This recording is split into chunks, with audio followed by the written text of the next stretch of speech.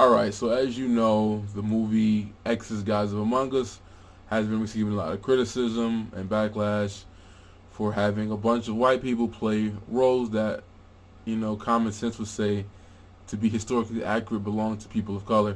Not specifically black, but just people of color at least in general. And he's finally responded to his criticisms, and what his response was is what I knew would be, or what he was going to say. I'm going to just read a clip from this article real quick. It says, following the backlash of Ricky Scott has finally addressed this casting controversy surrounding Exodus. In an interview, Scott said that the reason why he cast white actors to play Egyptians in the biblical film was because of the monetary considerations, which is what I said it would be. I cannot film a movie on this type of budget where I have to rely on tax rebates in Spain and say that my lead actor is Mohammed so-and-so from such and such. Scott told Variety magazine, I'm just not going to get financed. So does the question come up with? Scott's film cost nearly $200 million before a European tax credit pushes them with the eventual reporting budget of about $140 million. Christian Bale plays Moses, Sigourney Weaver plays Teo, and a bunch of other white actors are playing these people who they probably shouldn't be playing. All right. So I was gonna do a video where I discuss a bunch of these different movies that were having the same problem and issue, and correlate it to how Christians have an issue with the movie Noah, which black people had an issue with that movie as well because again you had a white dude playing Noah. Biblically, historically accurate, it shouldn't have been a white dude, but in the movie it is. And Christians had a problem with that movie because it was biblically inaccurate completely. And the same advice I have for both groups, right, is that you have to create the content for it to be the way you want it to be. You can't have someone else have an idea, spend their money, and then try to dictate what they should do or who should be in it. You can protest by not watching it, which I agree. I do think it's beyond intellectually dishonest to have these men play these roles. However, I do understand the way the world works and how money works and how promotion and the media works. So I guess I'll expound on that. Now, the guy in this movie said, Ricky, that it was purely economical why he did that.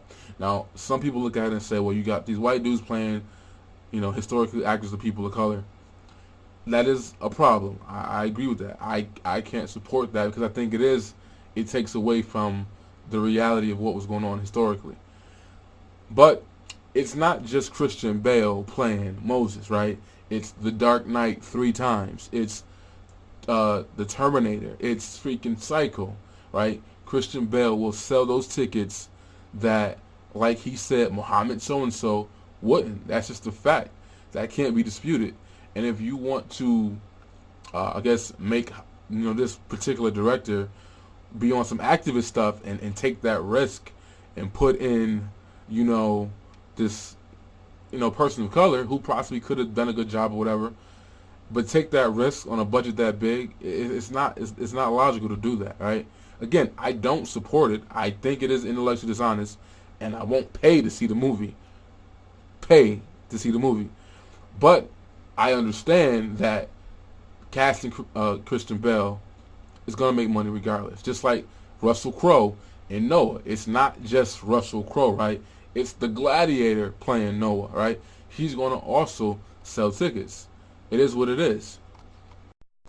This reminds me of what happened with Will Smith in the movie Hitch. And he took controversy for saying what he was saying about, the only color in Hollywood is green or something like that. But he talked about how, I guess the questions were why wasn't his love interest black in the movie Hitch, which was a box office success. And I think, I'm paraphrasing, I don't know for sure, but I guess his point was that, the movie could have been written, it could have had a script, it could have been meant for a black female to play the love interest or whatever, who knows.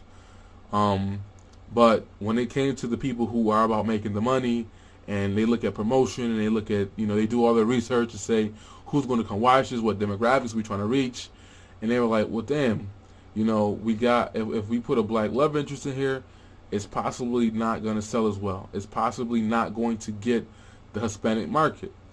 And that's what they wanted to tap into. And they did that by casting not Eva Menendez. Yeah, Eva Menendez. She was the love interest in that movie. So that her playing in that cast, her being picked and her being chosen was purely um, economic, and you'll see that Denzel Washington's character love interest in Out of Time was also a Puerto Rican chick. The same chick was his love interest in Training Day. So it's like, sometimes you got to make chess moves in this reality. Again, I'm not making excuses for, uh, you know, a movie that's supposed to be more, not only just as historically accurate, but it's a biblically historic movie, and definitely think that these characters, it's taken away from the essence of what was really going on in those days. However, when it comes to the economic side, I do understand that, they're not okay. Eldris Alba is not going to sell the tickets or make the movie as big as a Christian Bale. That's just a fact. Why you want to dictate why that is or whatever is whatever. But the reality is the end game is, some no-name actor possibly won't. It's not a possibility. He's not going to move those tickets. These people they're vetted. They have successful movies. They've sold movies that are worth more than this, and that's just gonna happen. The first time I've ever really acknowledged that yo, this is going on, or not it's going on, but it was to me it was a sleight of hand, was the movie Prince of Persia with Jake Gyllenhaal, and this is right after 300 came out. And I'm like, really now, you gonna have a white dude play the Prince of Persia? And I'm just like, I wasn't feeling that. Being that I grew up, I never played the game, but a lot of my boys did, and a lot of people talked about it all the time. But it's supposed to be an ethnic movie or whatever, right? And again, I'm not saying that I didn't watch the movie. I don't know if he did a good job or not. And I'm not saying some of these actors can't do a good job or play the role. And I think that's another aspect that people miss out on, is that there is a craft involved. There is a trade involved where an actor's trying to prove himself to say even though the original character is supposed to be black or whatever, I'm going to play this role so well that that's not even going to matter when I get done. I'm not saying that's the case now, but I'll argue that that does exist, where you do have, there's a bunch of actresses, especially female actresses, that Jennifer Lopez, I don't think she's ever played. Okay, she's played one role that I would think that belonged to a Hispanic woman, and she played a damn maid in her first movie where she's being a Hispanic woman. But she's been I think it was called U-Turn. She was an Indian chick in the movie, and that happens often where Native American or natives to America, their women, when they get roles, they're never playing Native Americans. They're always playing Puerto Ricans or Italians sometimes. Marissa Tomei in her last movie, the Italian chick from My Cousin Vinny, she just played, I don't know if she was either a Yemenis or, she was either Israeli or she was an Arabic, but she played that role, and it threw me off because I'm like, yeah, this is the Italian chick, but she was simply, she acted, she did what she had to do. It did throw me off though because of all the roles she's played in the past, and I'm just saying there's example after example I can go through. I haven't gone through my mind in movies of particularly females. If you remember the movie Summer of Sam with John Leguizamo, the sister, I think the white chick, she's white and she was playing a Puerto Rican in that movie or whatever. So I'm saying there is that aspect too, where sometimes a person, they get cast for a role, but because they were so damn good in the audition, and because they, did so, good, that they got the role because of that. Not saying that they had to be the same race as the person who it is. Now, another issue was, I was going to do a separate topic of it, but there was an issue about the movie Lucy as well, because when, the character in that movie was supposed to be, the main character, Lucy, was supposed to be black. According to the book, she was black. And a white chick came out with an article talking about how she's tired of her white female privilege, of her white men giving her opportunities and promotion in the media, and she's just so sick of it.